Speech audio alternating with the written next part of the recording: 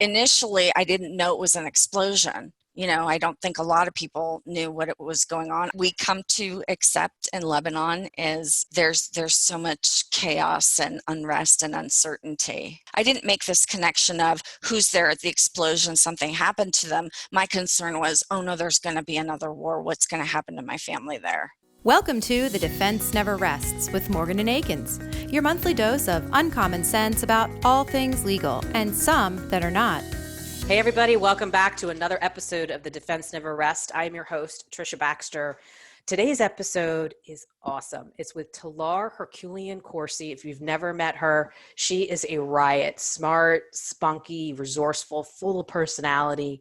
And she has been the general counsel for Vista Ford Lincoln for almost 10 years. And we get to do a deep dive into her being a general counsel and her story on how she got there, which is compelling. She talks about pivotal moments in her life, which changed the trajectory of her career, primarily the death of her father and her journey traveling to Beirut to get him back to the States. I almost was in tears on this. It's really, really heartwarming to hear how she talks about it. She also gives some advice for us defense lawyers that are dealing with general counsel and claims adjusters and risk managers on what we could be doing better, which I always love to hear. So without further ado, welcome Talar. Hey, Talar, welcome to the podcast. How are you? I'm good. Good morning. How are you, Trish? I am good. So I've been looking for this episode because of a couple of facts. This one being probably at the top 10 is you are a general counsel, a position that you've held for almost 10 years. I think at some point in every lawyer's career or private practice, they have dreamt of being a general counsel. It is in some point in every lawyer's career seen as the epitome, the pinnacle of where to go. And I want to talk about that. But first, now that you've been in it for 10 years, almost 10 years, is that right or wrong? Is it the pinnacle of the legal career? I think it depends on your position and who you're working for. I mean, it certainly is for me because of who I work for. Can you see my Vista right here? Vista, okay. I love it. You are branded today. I am. I have my hat too, and I was going to wear it, but I couldn't get it with the headphones. I love my hat. I really lucked out. I went to go work for a couple of really amazing people, John and Tori Shukin, our brother and sister. And I first met them when their dad hired me on a case, I think it was more than 15 years ago. I found true love. I got engaged, moved to Salt Lake City, and they're located in Southern California in Woodland Hills and Oxnard. So I remember talking to John and Tori, and I was just really upset about it because our, conversations had gotten more and more serious. And I was sitting at John Wayne Airport in Orange County, ready to get on a flight to Salt Lake City. And I was on the phone with them. I was going to let them down. I'm moving to Salt Lake City. I got engaged. And I remember being on the phone with them, and the conversation did not go as I thought, because I thought they were going to say, oh, well, good luck to you, Talar, but yeah, if you're going to be in another state, that's not exactly going to work out, because at the time they had 4 car dealerships and they were all in Southern California. But one of the things I love about John and Tori, and I think this is really great about working for a family-owned business, is they make the rules. They don't need to go check in with somebody else. They are the red tape. And their immediate reaction was, let's make it work. You want to make it work? I said, yeah. What do you mean? So over the course of several discussions, what we decided to do was I would work remotely in Salt Lake City, come out on site for 1 week a month just for some FaceTime, because all my work really can be done remotely. They were ahead of their time, right? Absolutely. And this is almost 10 years ago. So I was, scared is not a big enough word. I was terrified for what this would mean, because my brother is the risk taker in our family. And he's the one that I'm sure will, be much more successful than I am. I am normally very risk averse, and I much prefer the known, even if it's miserable, than going to the unknown. But due to things that had happened before that. This was something I had to do. So I made partner at the firm. I had a great book of business, and I was going to go work for these people that I knew well enough to trust.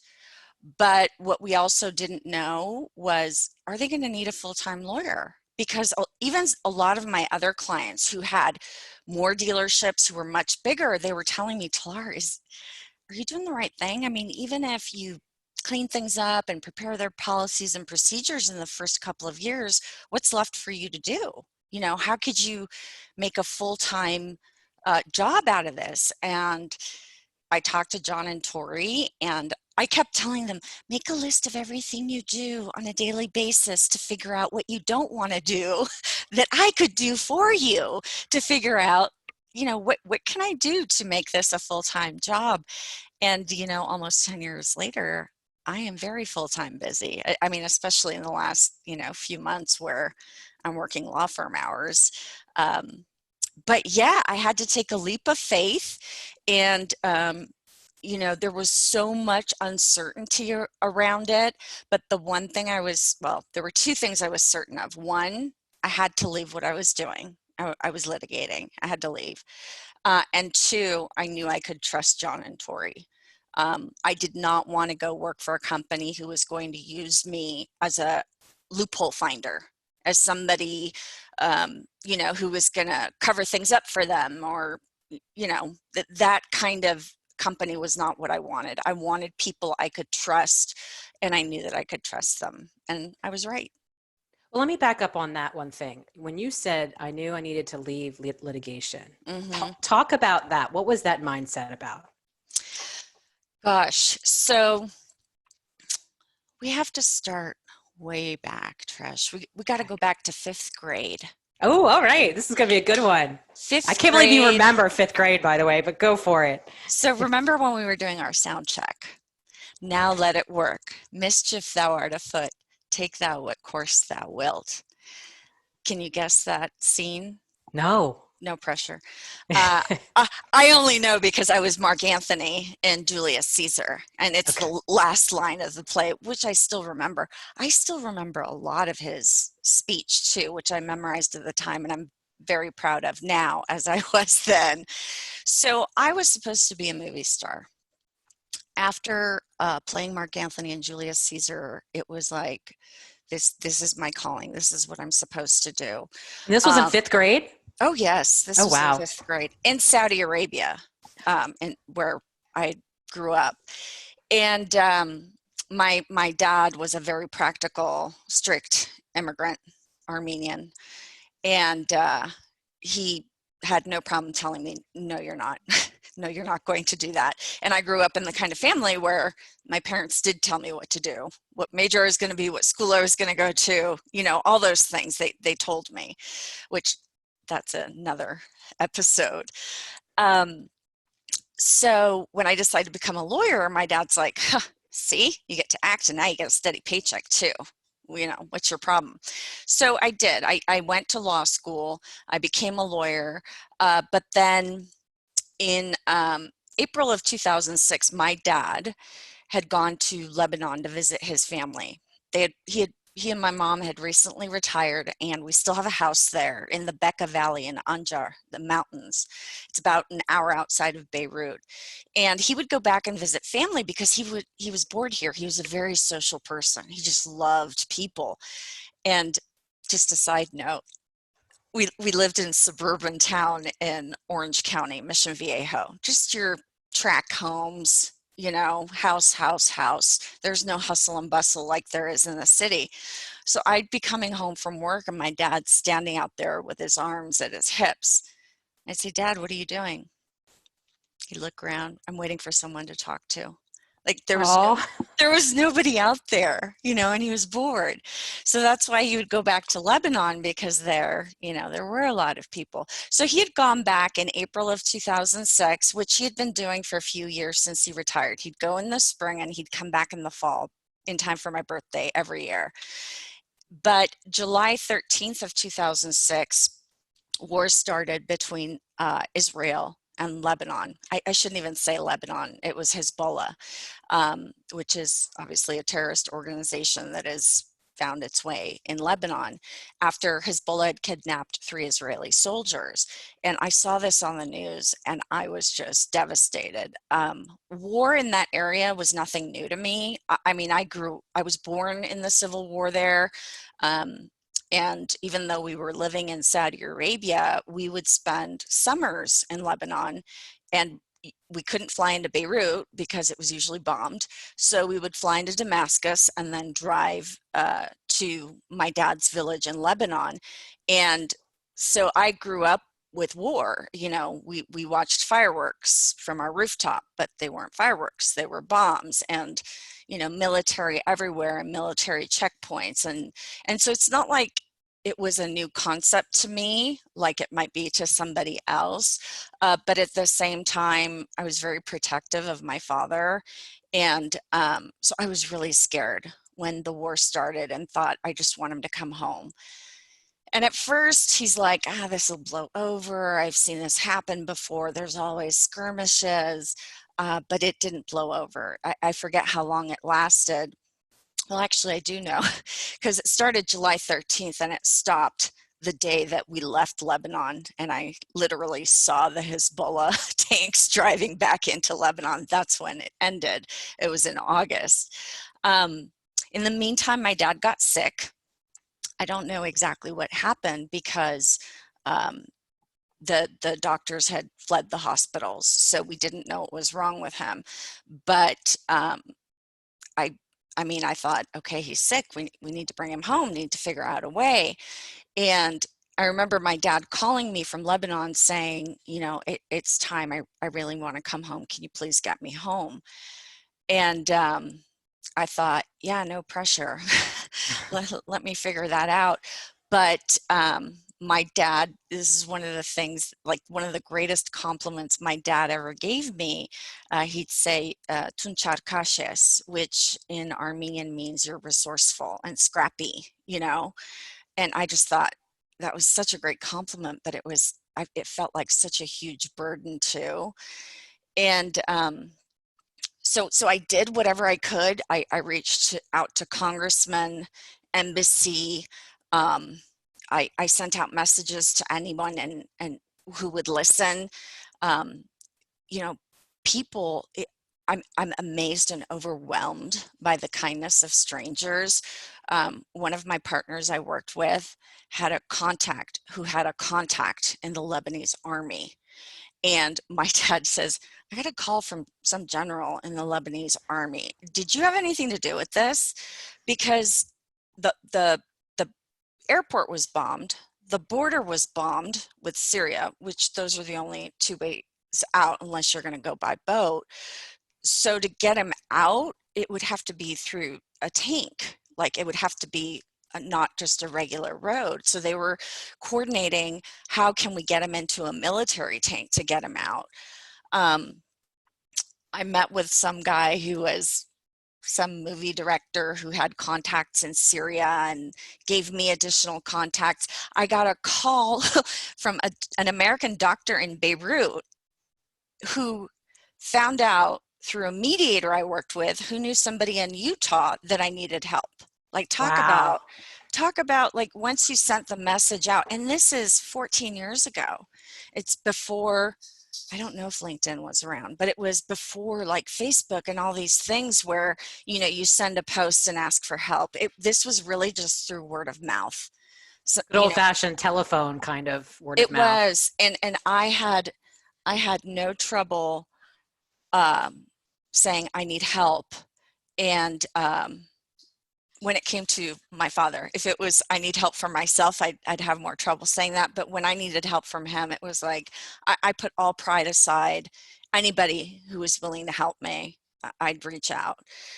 So during the midst of all this, I had trouble focusing, sleeping, eating, lifing at all. So I decided to go see a therapist for the first time. So going back to your question about and ground the story and where you are in your legal career. You're in private practice when you were this happened. when you're trying to get your dad back home to the States. Yes, it was 2006. I was up for partner at a national labor and employment law firm. Am I allowed to name them? Name drop Yeah, them? absolutely. Fisher and Phillips. Hey. Woohoo! Yeah. Not that I have any connection to them, but I know who they are. I do. I do. Shout out to Jim McDonald, my mentor and friend. Um, you know, everything that had been important up until that point, making partner, my billable hours, my book of business, talking to everybody I needed to talk to, all of that just went out the door, when it came. And so I had trouble going to work. I had trouble doing anything, and I didn't care about anything except for watching every and any news source I could, including, Al Jazeera and BBC. I wanted to know as much as I could about what was happening there.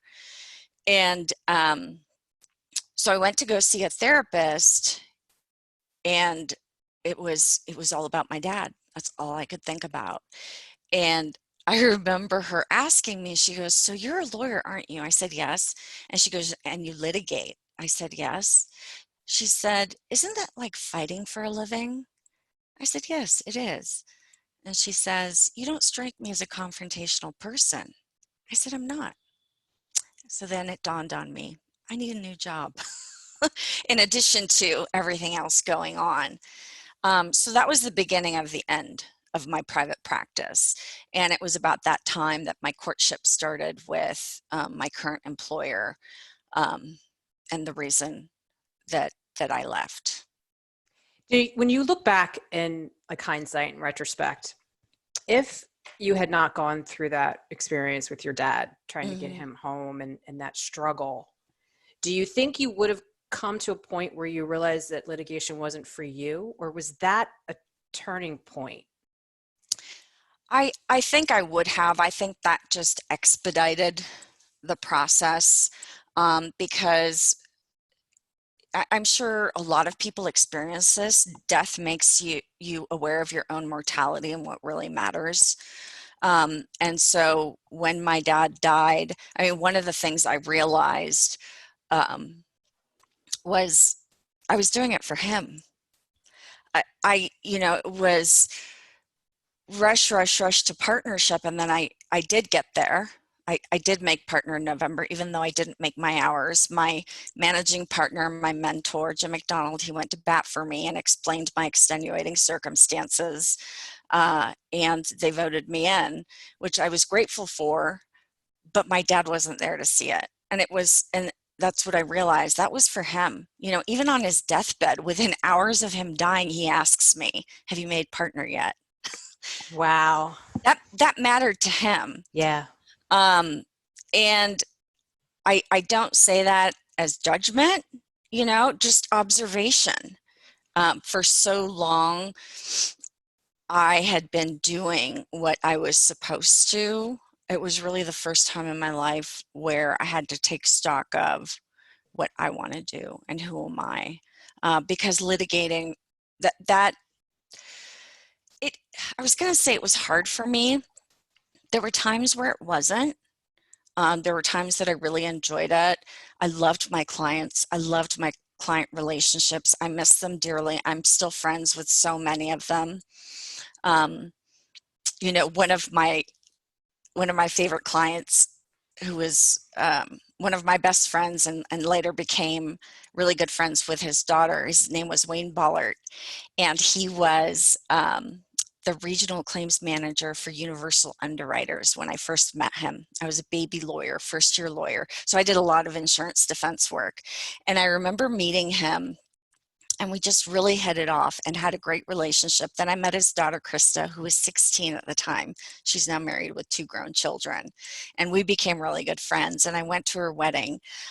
Wayne passed away a couple of years ago, and it was really sad, really devastating. He had been sick for a while, but it was still hard. It was hard on Krista. It was hard on, everybody that cared about him.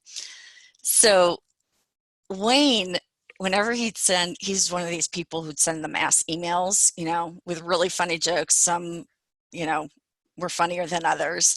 I enjoyed getting them. His tagline was always "Buy Apple stock, kids." buy Apple stock. And the reason he said that was because he had invested in it and he wanted the prices to go up. So guess what I did when Wayne died? You bought Apple stock. I did. Do you know how much it's gone up in 2 years? Don't tell me, because I thought about doing it myself and I never have, but Yeah. And so I did. I bought Apple stock, and I still stay in touch with Krista. And I tell her, I was like, even from the grave, your dad is still telling me to buy Apple. And like his presence and his influence lives on, and just like my dad's. But I bring that up because I have a hard time having little relationships with people. And so most of my relationships with my clients were big, deep, invested relationships. At least, of course, any of them that wanted to have that. I couldn't do one way. I'm not a stalker. I don't think that's a good idea. Well, let me go back to finishing your story though with your dad. Okay. Because that is as compelling. The end of that story, I think, is as compelling as the beginning, which is let's go back to you're trying to get him home. What happened? What happens? Oh, when I was trying to get him home. So I'm reaching out to all these different people and places and resources trying to figure a way to get him out. And what one of them was Doctors Without Borders. I tried to reach out to them. I looked into medevacing him out of the country and looking to see how much money I had, because it was going to cost, I think it was like $50,000, something like that. I mean, at that point, money was no object, but everything was going to require a lot. And then while I'm in the process of all this, it was a warm summer night, August 8th or 9th. And I'm in my apartment in Irvine, and I get a call from my dad's cousin who had been taking care of him out there. And he says, look, your dad's not telling you the truth. You don't know how sick he is. He's dying. And if you want to see him before he dies, you need to come here right now. And I was blown away. Apparently, my dad didn't want us to worry. And so he was downplaying the severity of how sick he was. So this was the first time that I realized, I mean, he's about to die, apparently. So I hung up the phone with my cousin, and I called up my brother, and I said, I'm going to Lebanon tomorrow. I don't know how, but I'm going to Lebanon because Dad's dying. And my grandfather, my dad's dad, had died alone in Lebanon. And it was so devastating on my dad that his father died alone. And we, like, to this day, we're told that he died of a broken heart, of loneliness. Oh. You know what I mean? And I vowed that that was not going to happen to my father. So, the next day I called up my travel agent, who has since passed away, Suzette Jordan Passmore. And she was going through chemo at the time, so she had a lot going on.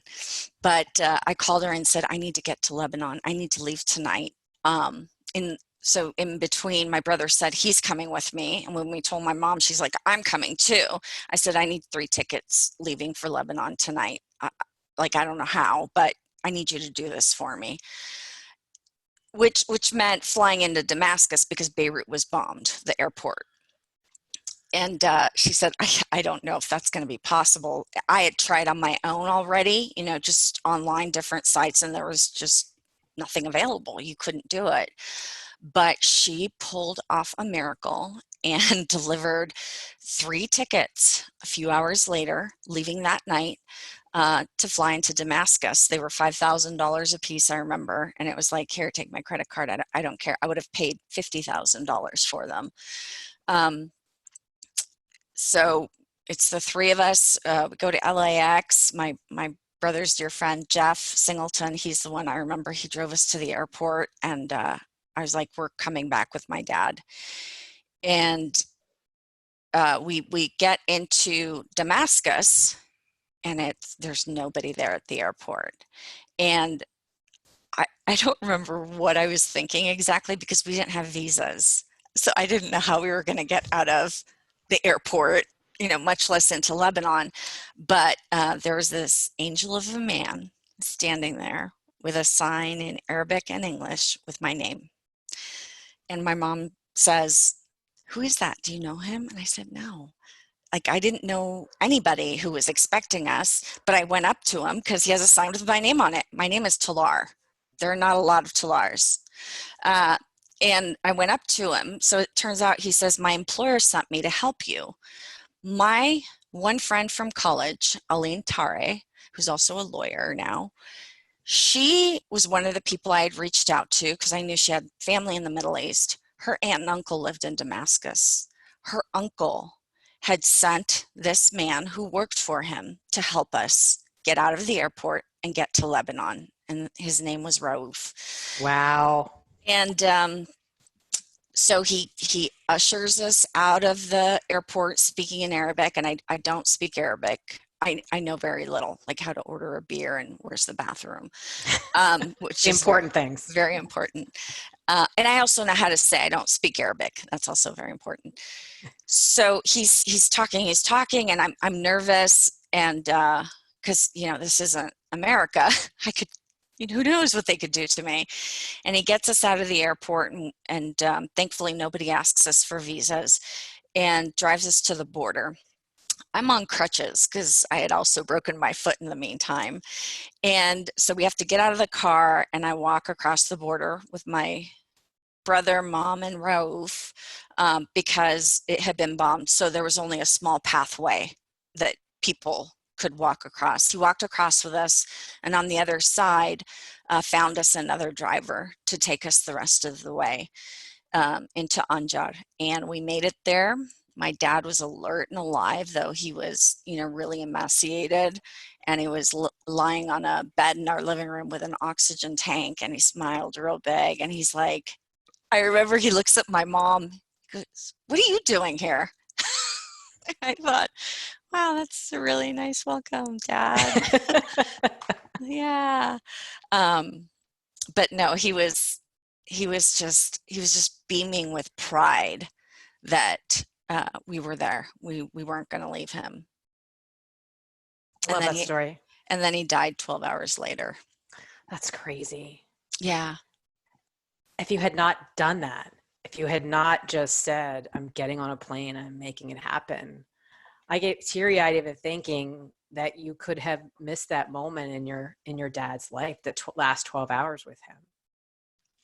Yeah. I would not be the same person. I don't know who I would be. I don't know what I would do. That experience has helped me evolve in so many ways.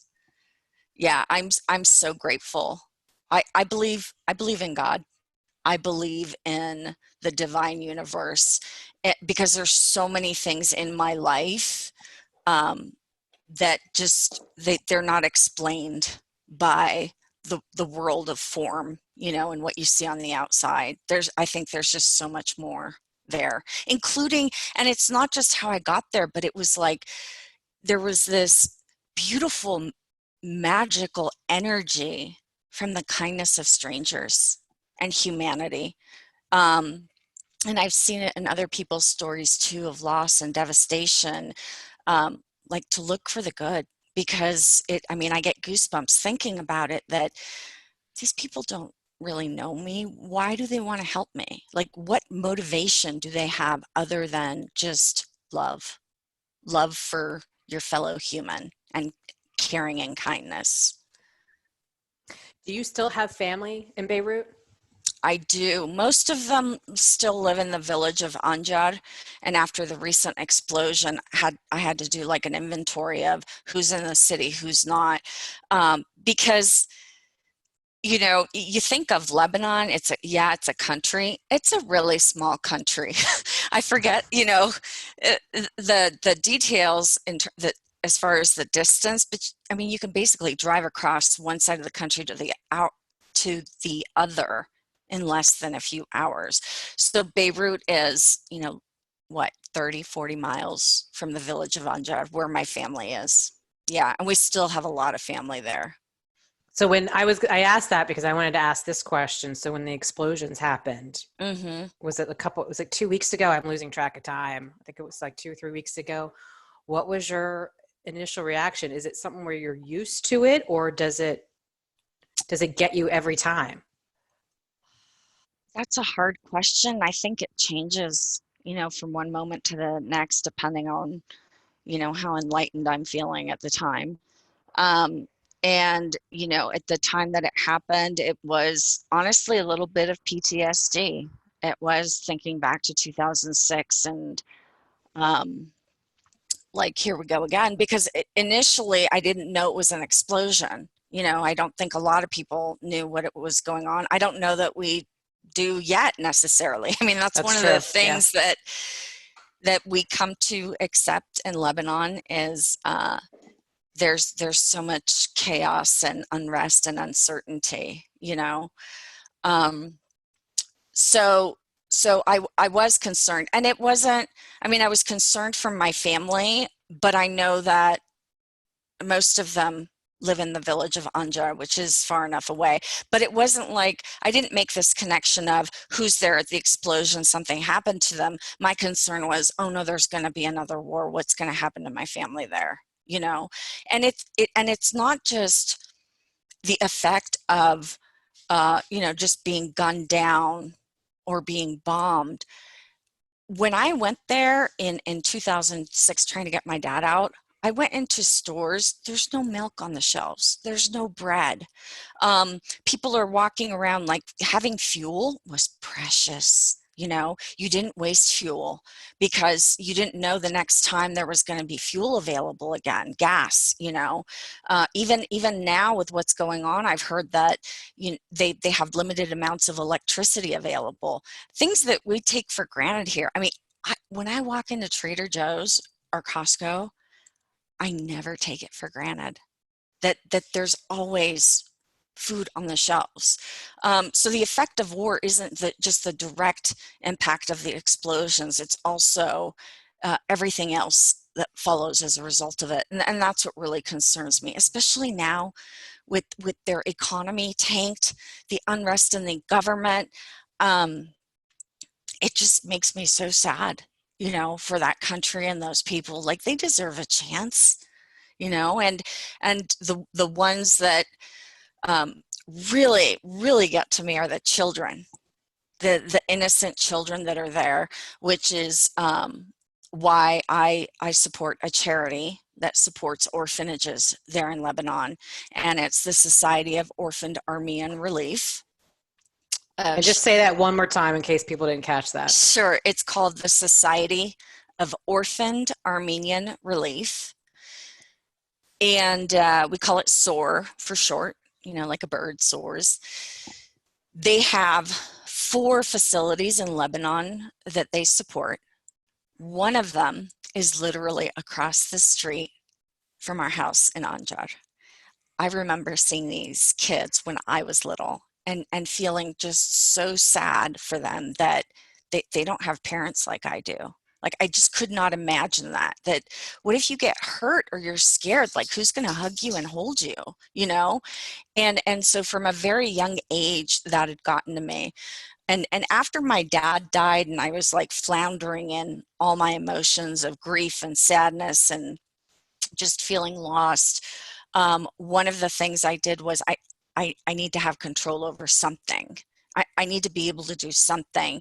And so I looked for, I wanted to do something for children. My dad was an educator, and big proponent of education and kids. And so I wanted to do something like that in his honor. He had taught in Ethiopia.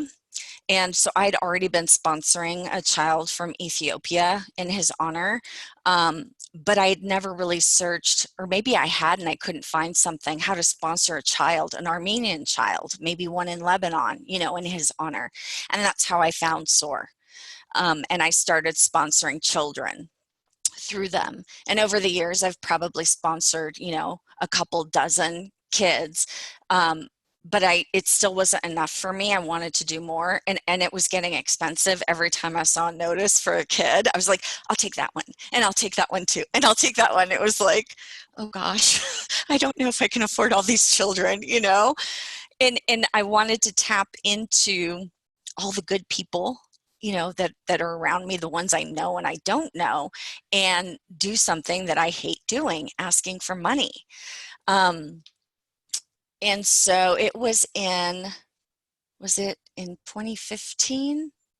I think either 2014 or 2015, I became the Salt Lake City chapter president for SOAR. I started the chapter.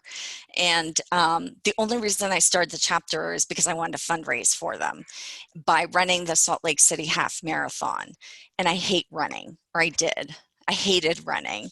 Now you love it. I do. I've grown to love it. And one of the ways I did grow to love it, though, is the first year I ran it was in 2013. I signed up for it while I was still pregnant with my son. So I started running because I wanted to lose the baby weight. So the first half marathon I ran was in 2013. And as I was running, and it's raining the whole time for over 2 hours, but I felt like an Amazon warrior running in the rain. And I saw all these people with their shirts saying, I'm running for this and I'm running for that, all these different charities. And I just pictured, I want to be running for orphans. Like, not just for me, I want to run for someone else too. And so that's when I decided that I was going to raise money by running. And I've been doing it every year since then, except for this year, because the race was canceled. Although I will say, again, the kindness of people. I mean, it's just so overwhelming and amazing. So through LinkedIn, I started asking people for money, and I never deny a connection request on LinkedIn. They think they're going to try to sell me something, but in fact, I'm going to ask them for money to donate. They'll say, would you like to buy such and such software? And I'll say, no, but would you like to donate to a great cause? And then I love that. I'm going to steal that from you. All the instant pitches that I get over direct messages, I'm going to steal. That's awesome. Yeah. But you know what's surprising? I mean, half of them, it's radio silence, but the other half, they'll say, sure. Yes. I've gotten money from random strangers. And to me, it doesn't really matter how much. Somebody cared enough to make a donation, which is so important to me. But going back to the kindness of strangers and the half marathon, the race was canceled this year. I did not run it. But on LinkedIn, when I started posting about it, I met some Armenian lawyers out in Boston. And I'm going to butcher her name, Seta Akusi, who's also Armenian from Lebanon. She introduced me to Jennifer Carson, who's her managing partner, who's also an Armenian lawyer. They made a huge donation, but even more, they have a member of their firm who's a runner, and he challenged me. And he said, if you do your half marathon before the end of this year, I will match that donation. And I said, okay. I can do it. So I got to start training again. And that's awesome. Well, when are you going to run? I don't know. I gotta figure it out, because I take my training very seriously. My husband prints out our training schedule. I need a certain number of weeks to get my mileage up. And so I need about 12 weeks. How many weeks are left in the year? I should probably work on that. Yeah. We got what, 4 months? 4 months left in the year, and you're not going to want to train in December, right? Or January, or maybe November. So the fall will be better. Here in Utah, it's really hot right now, and I don't want to go run at a gym. Yeah. So I'll probably need to wait for the weather to cool down a little bit, but that will be happening. So stay tuned. And if you'd like to join me, I will charge you only $20 to join me. So any runners out there that want to run for SOAR, a half marathon. Is that what you're doing, a half marathon? I'm doing a half marathon. And you don't have to run the whole thing. You can walk it. You can crawl it. You could do bar crawl. It doesn't matter. Just give me the money. I mean, I really don't care if you finish it. Have you thought about is it like organizing a virtual marathon? I have thought about it. I have. And if, anybody here is listening and wants to join me in a virtual marathon and we can share posts and encourage each other, I welcome you. I welcome you to join me.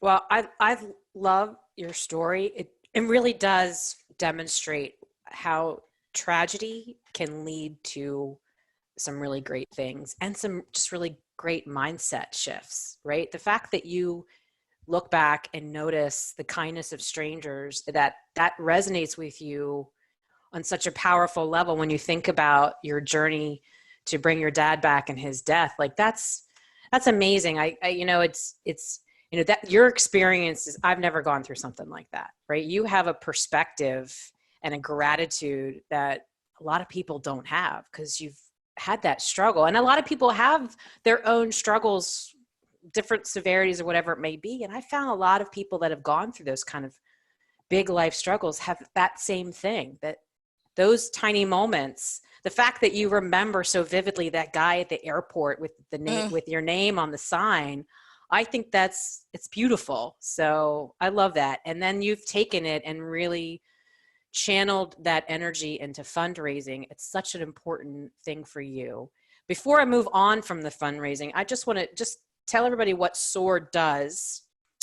So SOAR supports various facilities in Armenia, Lebanon, and Syria, including orphanages, boarding schools, and there are some that are, I don't know the right word to call it, but caring for disabled individuals, basically, the most vulnerable of our population.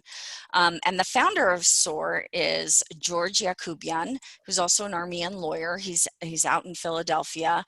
And it's my turf. so I didn't know that. I'm right oh, outside really? of Philadelphia. My office is in Philadelphia, so when we get back to in person, I'm gonna reach out. You're gonna you should, or just even have a Zoom lunch or whatever with him. Yeah, definitely. And he's just a great and devoted person. And so I was actually asking him this earlier today because we're constantly growing. I mean, he started SOAR back in 2015. Was it 2015 or no, 2005? It's been 15 years. He adopted one of his daughters from Armenia. And when he went to, meet her and he saw the condition of the orphanages there, he wanted to do something for them. And that's why he started SOAR. So it started with just him. And then he just, was able to attract like-minded people. And so now we have more than 600 volunteers around the world. There's only 11 paid staff in Armenia. About 85% of the revenue goes directly to the charitable purposes, which for me is really important. I get quickly jaded by charities that I feel like are not being run efficiently.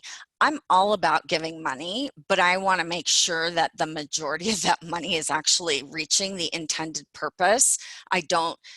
I'm sorry, but a CEO with like a $500,000 salary, that just does not sit right with me. It doesn't matter how great you are. I'm just really uncomfortable with that. And again, it's not a judgment. It's just my personal comfort level. So when I found SOAR and how dedicated and efficient George is, and it's not about the money, and he works for free, and he's a white collar criminal defense lawyer on the side and a day job to pay the bills. That just really resonated with me. And one of the other things too, which is for me, it's such a great grounding, connecting force, is my direct access to these orphanages, to the people that are being helped. Last year when I raised money, was it last year? Yeah, it was to fix one of the vans that were broken at the orphanage in Syria. George got me on the phone with the sister there. So I'm talking directly to her and she's telling me what they need. And, Wow. and to have, that direct connection is powerful. And then another contact, one of the boarding schools in Anjar, my contact there, her name is Sevana Pelian. Her dad and my dad were best friends growing up. And it was just coincidence, really, that it turned out SOAR, the organization that I'm involved in, supports her boarding school. And so now we have direct contact. She'll call me on Facebook Messenger saying, and this was one of the heartbreaking calls last week, Talar, we need money for food. The kids, we don't have enough to feed them. We're doing what we can, but can you please do something? And gosh, is that heartbreaking? Because my initial goal after the explosion was trying to raise money for food for the Beirut orphanage, which also needs money for food, but so do they. And it's, I want to feed everybody and gather as much as I can, but to get those calls when I don't have enough yet to go around, those are really hard. Yeah. But you keep working at it. I know it. You're dedicated to it. And every day is you inch closer. So. Well, and I was telling somebody about it this morning, by doing something, even if it's just a little something, at least I have some control, and that way I don't feel so helpless. Because if I do nothing, then I can sink into feeling helpless and hopeless. So the little I can do, I'm committed to doing. I love that. Well, thank you for sharing that story and that of your dad. I think that, it's so helpful to get a peek into somebody's life and see how it was shaped by the event. So thank you for sharing that. I think that's amazing. I want to go back to the general counsel because I want to pick your brain, because somebody who's been in the position for 10 years, having come from private practice, probably has some nuggets that you can share. So here's my question for you is, as what would your general counsel self say to your former private practice self on what your private practice self was doing right or wrong? What advice would you give her? That's a great question, Trish. Well, thank you. I get them occasionally. I do hit them occasionally. Yeah, no, that's a really good question. And like, not to brag too much about myself, but I can't help it. I'm going to have to. I think that's one of the reasons my clients did like me, is even looking back now, I was doing what I would want my outside counsel to do, which, first things first, is treat me like a human being, an individual, and not another billable hour. Don't nickel and dime me, manage my expectations properly. When you're going to bill me for something, I should be able to see the value in the description. And that's something I actually took pride in. The amount of time I spent reviewing invoices for my clients was a lot.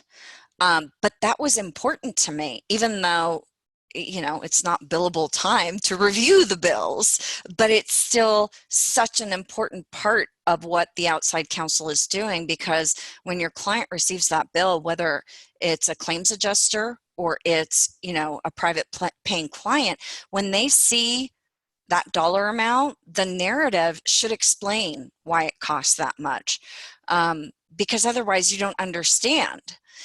And,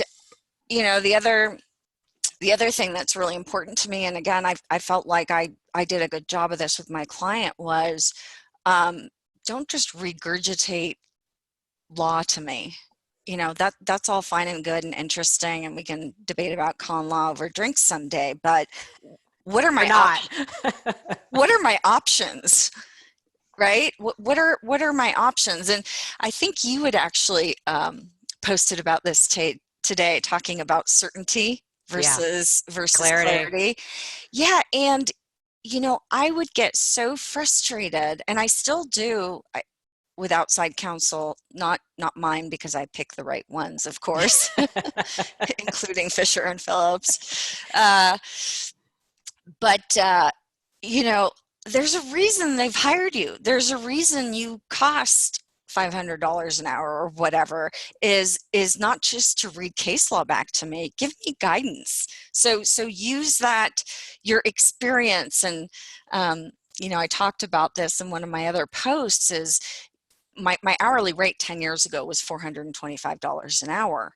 And yeah, maybe that letter took me 10 minutes, but it took, 3 years of law school, 10 years of practice, and all the various mistakes that I've made in the process. I'll just note for our viewers, if this part isn't cut, we got a scene change here and a new and a new guest. Oh my gosh, so cute. How cute is he? What's his name? This is Ralphie. Is he a Cocker Spaniel? He is a Cavalier King Charles Spaniel. Okay. I He's grew up on with a Spaniel, so that's awesome. He's my client. He's my only client. All right, well, let's pick up. You were talking about the billable hour and how, you had spent law school and 10 years to get to 425. Right. And so the reason that I was saying that is, the value that outside counsel provides to the client isn't regurgitating what they already know. I mean, the client can look up the case, they can look up the statute. It's based on all that experience, based on all the mistakes you've already made in other cases for other people. What is the best course of action for me, or what are the best courses of action for me, and help guide me? And that's one of the things that I feel like I'm able to do now with my bosses, John and Tori. I know them well. I will give them options, but based on how I know them and how they are good people, and they don't do things just because they have to. They do things because it's the right thing to do, and that's the reason why they have people working there who have been working there longer than I've been alive, and I'm no spring chicken, because they do the right thing. And so based on that knowledge of the client, I can tell them, this is what I think you're going to be interested in. I give them multiple choice. They love that. They don't want, open-ended questions. And that's the same thing I'd like from my outside counsel. These are your choices, and based on what I know of you and your company, this is what I think is going to work best for you, and this is what it's going to cost. That's what I want. And I think that is echoed in what you just described. I think so many, whether you're a general counsel, a risk manager, or a claims manager, they all, at least in my experience, have echoed the same thing. Lay out what my options are and the pluses and minuses to each option and the likelihood of each option. Like, let's have a discussion, which is why I'm such a proponent of clarity over certainty. I don't think lawyers should come in telling their clients what to do. You're a counselor. You're there to give advice, and advice usually has options. Maybe there's the exception that there's really only one course of action. That's the exception to the rule. Most of them is, we could do X, or we could do Y, or we could do Z. And here's what's the plus and minuses for this. And you just have that conversation. But that also involves what you have highlighted, which is knowing your client, knowing what is driving them, knowing what they find important. If you have a client that has a litigation portfolio that they feel so strongly about, they want to try all their cases, then maybe you're not talking settlement up front with them. Maybe you're telling them what the settlement value would be, but maybe that's not what you're heavily emphasizing, versus then the other end of the spectrum when you have a client that wants to close everything down immediately. Right. That's you know that about them. So your first conversation is, all right, here's what this case is worth, and here's kind of what we need to do to get there. It's, as a private practice lawyer, as you described in the very top of this episode, you knew them intimately. I mean, not intimately, but you were friends with them, right? Well, that would be a whole nother episode, I think. But you knew them deeply, I think was the word. I probably should have used that better. And that's so important. And I think you look for those deep relationships in your counsel because you see the benefit of having that kind of relationship. So I just want to highlight that. I also want to highlight the invoicing thing, because this has been something I have preached for a good 10 years, which is the importance of looking at your invoicing and making sure that your narratives are right. Because there are two things that your clients get from you more than anything else, which are status reports and bills. Mm-hmm. And your bills tell a story. And you should know that they tell a story. they should actually be able to look at your bills and tell you exactly where you are in the case and where your energy is, where your focus is. And so I love that you said that. It's just, don't overlook the importance of storytelling, and especially in the bills, that should tell its own story. So I thank you for dropping that little nugget there. Well, actually, that's fascinating. I never thought of it that way. I always thought of the bill as, like I said, it should explain the value for itself. You shouldn't need something additional. But I really like that point about the bill being a story in and of itself. I shouldn't have to look at the status report. The bill should tell me. Yeah, you should be able to follow exactly what your attorney is doing. What it should tell you what their focus is on. So if you see a bill that's all about taking depositions, and there's no reference to calls about settlement or mediation, Right. or, an analysis of pure exposure or jury verdict analysis, you know exactly where your counsel's head's at. So Right. I love that little nugget. Good point. You're so smart, Trish. Well, only because I'm bouncing off you, right? I got to keep my company and It's the energy. It's the energy. You're on the right frequency. So the other thing I wanted to talk to you about is, as general counsel, do you deal with your company's insurance carriers? Are you involved in the renewal process at all? I am, and will be more and more now that our CFO is actually retiring, and previously he had been the one who was handling all of that. And obviously before I was there, he was handling it, and for a long time even afterwards, because so much of it had to do with, the financial part of the business. But it is something that I've been taking over. So I do have that responsibility as well now. Are you in it enough to answer this question, which is, what would you want your defense counsel to know about what you need for the renewal process? Is there anything so I know what my clients, a lot of my risk management clients, they very concerned with loss runs. And can you talk about that at all? Whether I can or not, I'm not sure, but what I'm going to talk about instead. Okay. I love that. Go ahead. Take over. Because you said, outside insurance counsel, and the bells started ringing in my head. I've had good experiences and bad experiences. And remember, I was an insurance defense counsel, and I remember, getting that label of, oh, you're the insurance counsel, like you're somehow second class to the client's private counsel or whatever.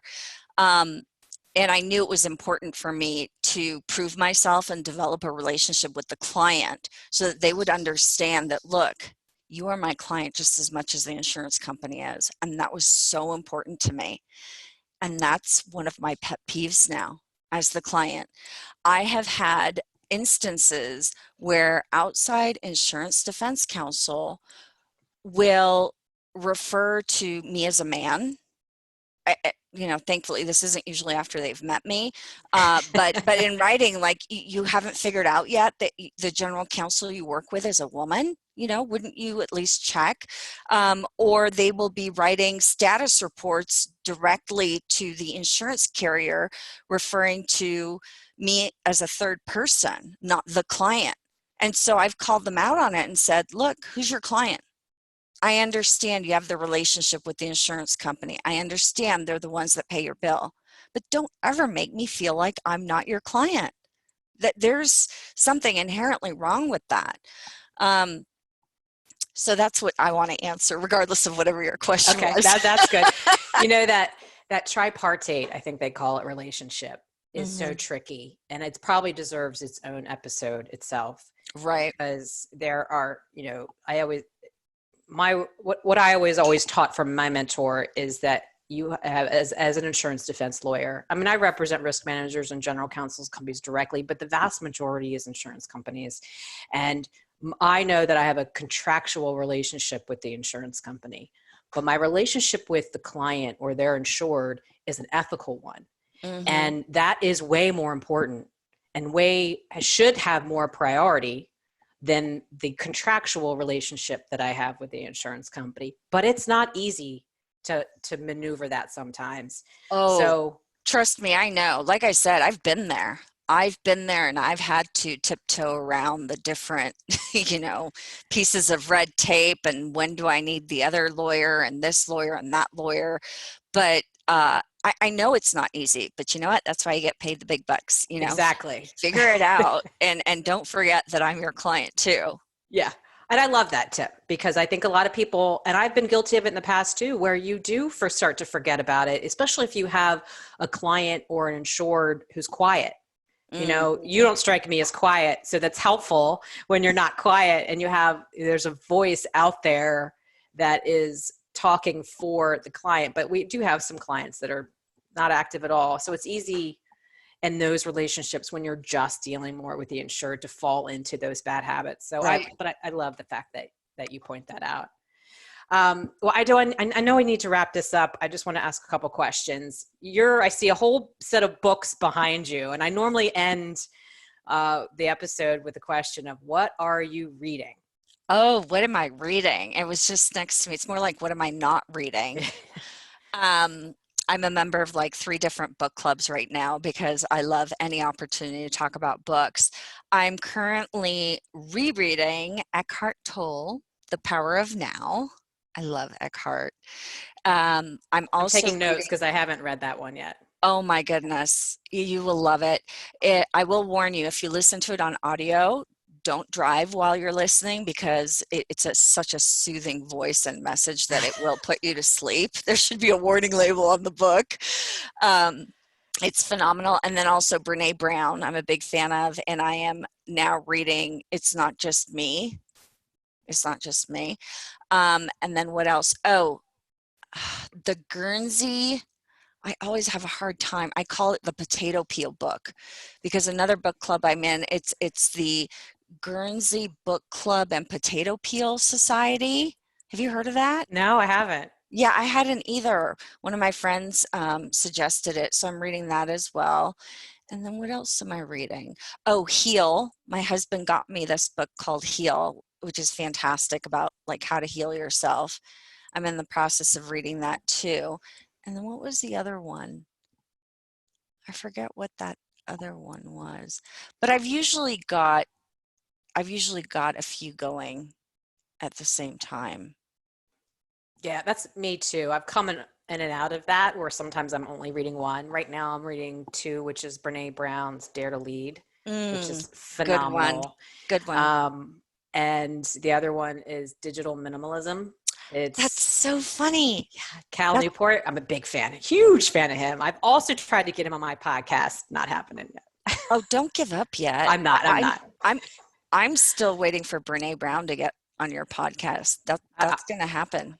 It is going to happen. I'm going to keep putting it on the universe. It'll happen. But Right. Well, I don't know if you saw, I posted on her page saying, oh no, you didn't see it. I said that she has a fantastic opportunity to be on your podcast and not to pass this up.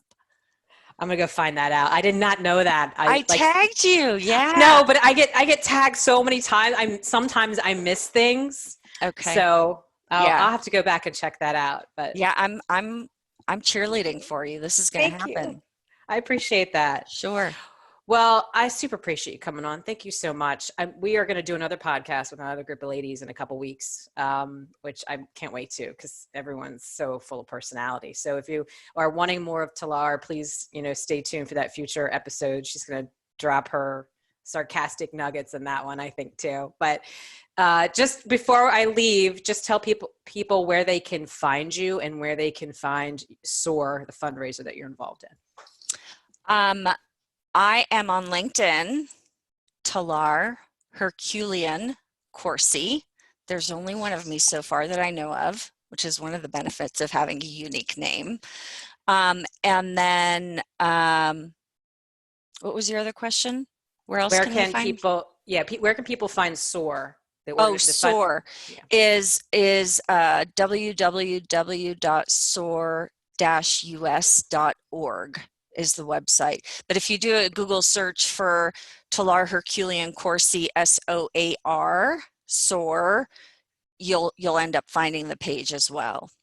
Awesome. And if you have any questions about it, whether you want to get involved, you want to donate money, you want to join me on a virtual run, whatever, please feel free to reach out to me. Okay. Awesome. Well, thank you, Talar. I could talk to you for hours, but I do have to wrap this up. So thank you. Thank you so much. Thank you so much. And thank you for everybody who's listened. If you have not yet, make sure you hit that subscribe button, give us a rating, a review, a like, whatever clickable thing that you have going on your particular podcast medium. I appreciate it. And make sure you come back and stay tuned for the next episode of The Defense Never Rests. We will see you then.